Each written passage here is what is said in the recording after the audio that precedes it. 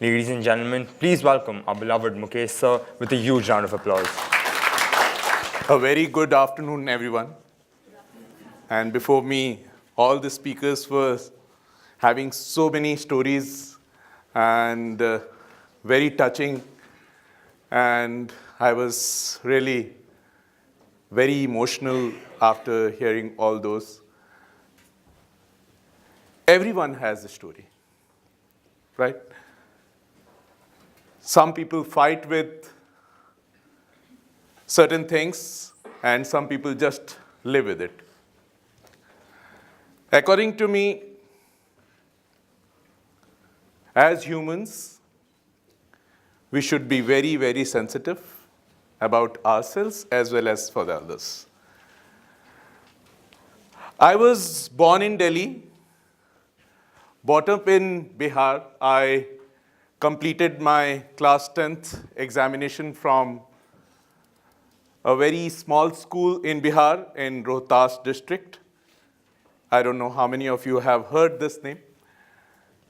And then in 11th and 12th, I came to Delhi. And I came from a Hindi medium school.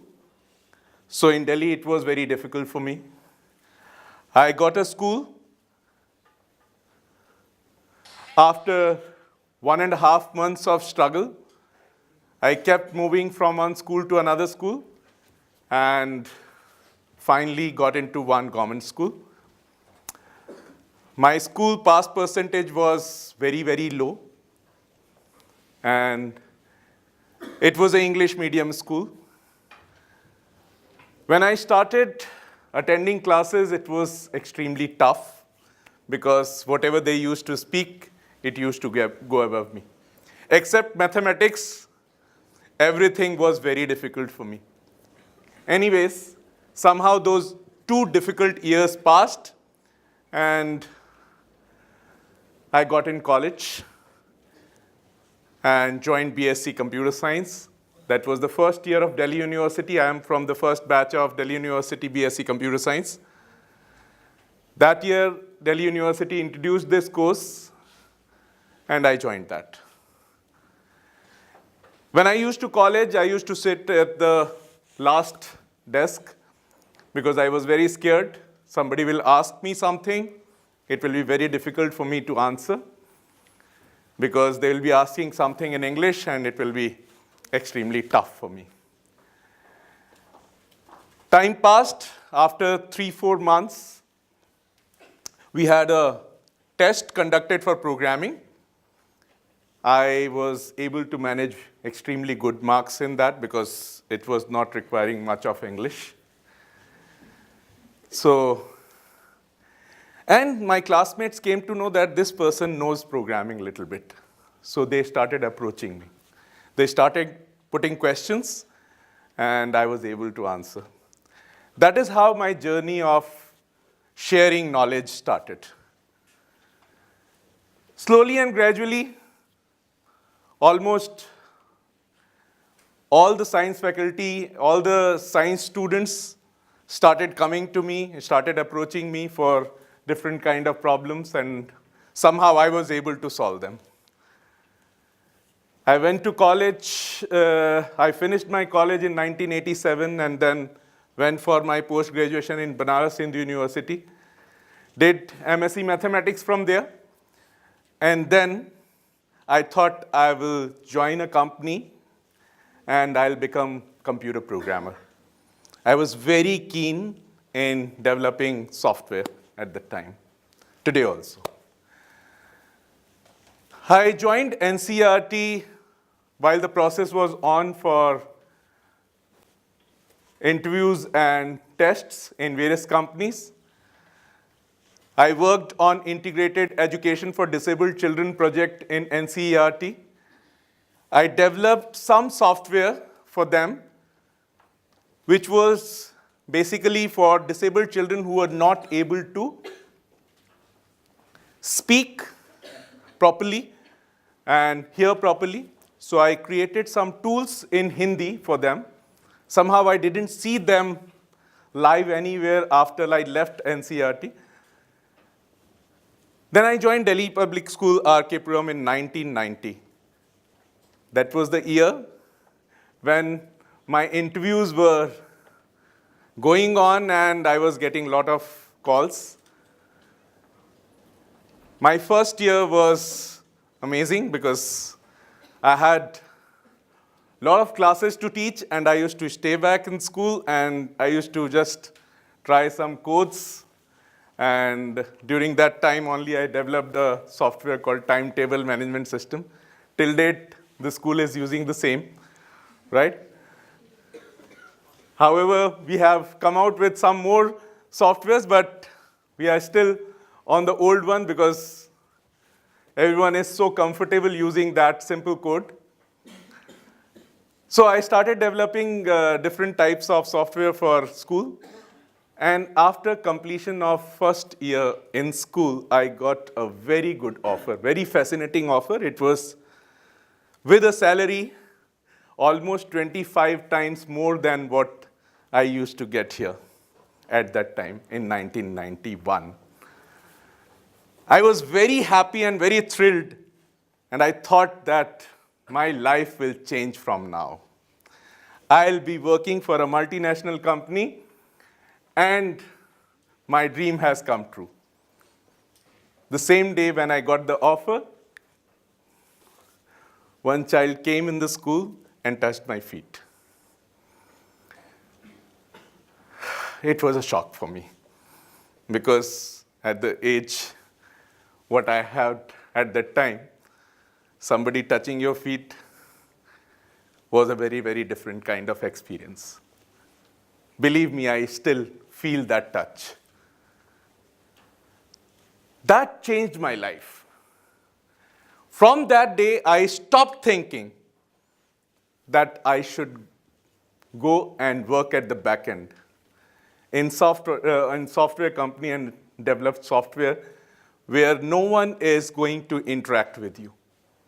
I thought there is a reason why this child has touched my feet. There is something in me which is calling.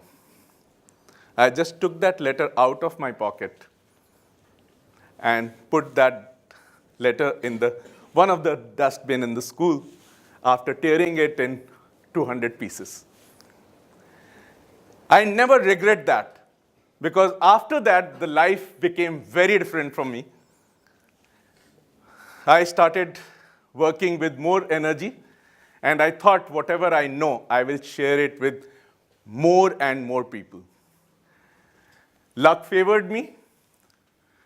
I was selected to work along with CBSE. In 1996, the first curriculum of computer science with C++ was introduced. In that, most of the research was done by me and two more teachers. And from there, the number of training programs started, and I was able to visit various schools in India, from Srinagar to Cochin. Cochin was the last place where I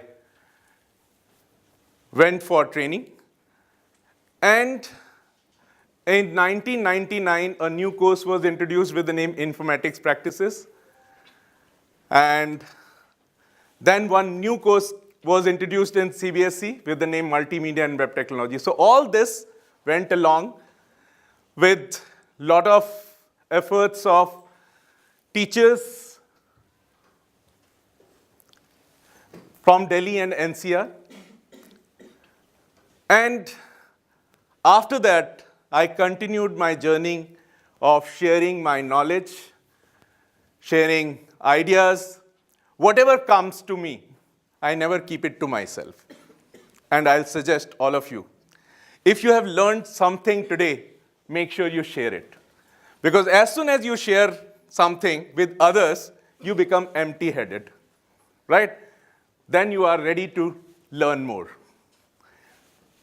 Learn, share. Learn, share, right? That way you are free all the time to accept more from the outside world. And there is no fixed teacher for learning. If you're walking on the road, there are people to teach you. If you're shopping around, the people who are helping you to shop are also teaching you. In school, your peer group is also teaching, right? You have to decide what learning you have to accept and what learning you have to reject. Now, today I'm just quickly traverse through what has happened in past couple of years in the world of technology and what it is going to happen. If you notice, on one side of the presentation, you will see a chip. On the other side of this presentation, you will see trees, the greens. How they are connected? Both of them are very important for all of us. Both of them have to coexist if you want to survive for more number of years on Earth, right? That will keep on growing, but at the same time, we have to take care of this also, right? So we have to take care of our environment before we grow in technology. The couple of years, our technology has gone through a very, very fast change. Mainframe computers moved to personal computers, then laptops, palm tops, tablets, smartphones, wrist and wearable handheld devices. And the newest thing is, within your body, things will be embedded so that whatever you will think will be the instructions for the computer, right? So if you're thinking, I think I should be going right, so your computer within you will tell you that take this precautions, right? So that is the future of the technology. But at the same time, number of challenges are also over there.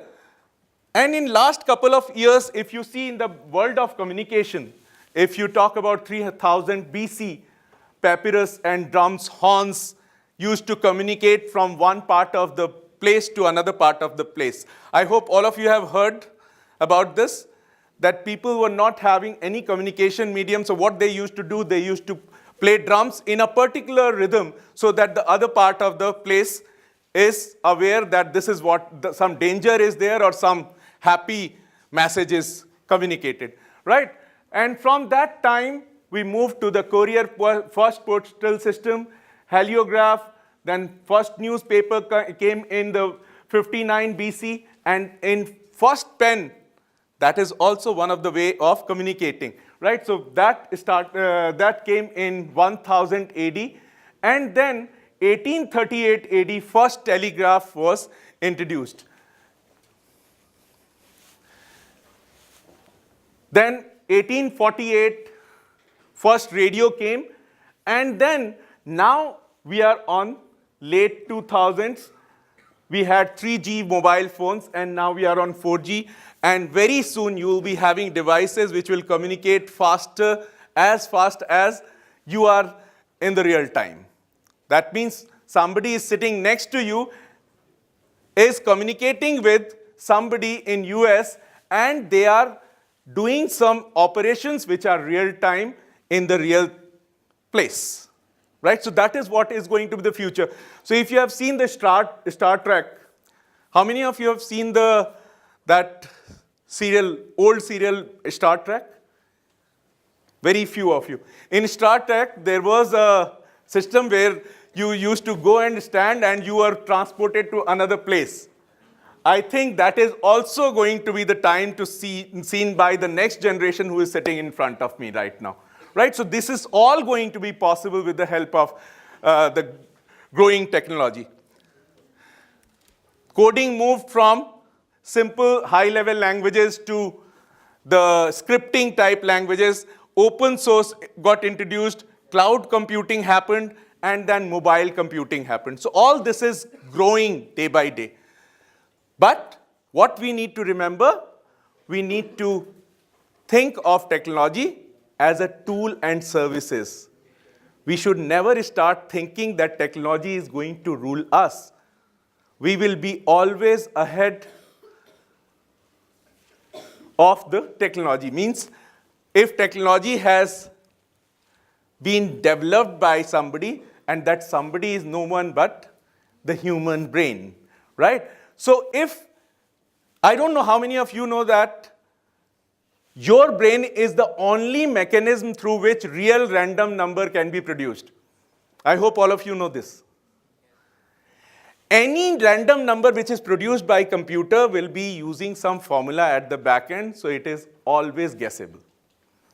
It is different that normal human being might not be able to guess that number which is going to be guessed by the computer, but if you know programming very, very well and you know the formula behind that randomness of the random number, then you can produce that number. So that means any game which you play, any system which is generated by the computer is going to be based on some random mechanism which is going to be guessed, right? So it is the only human brain which is real random. That means if you are telling me choose out of the three colors, black, white, and blue, by no means you can guess what color I am going to guess out of this. But if you're using a computer for that, you will be able to find out what guess at this particular time it will give you, right? So with this, I'll just wind up my session and with a message that learn technology, share technology, but do not think that technology is the only thing in life. Your humanity is more important than using technology and using these tools, right? Thank you very much.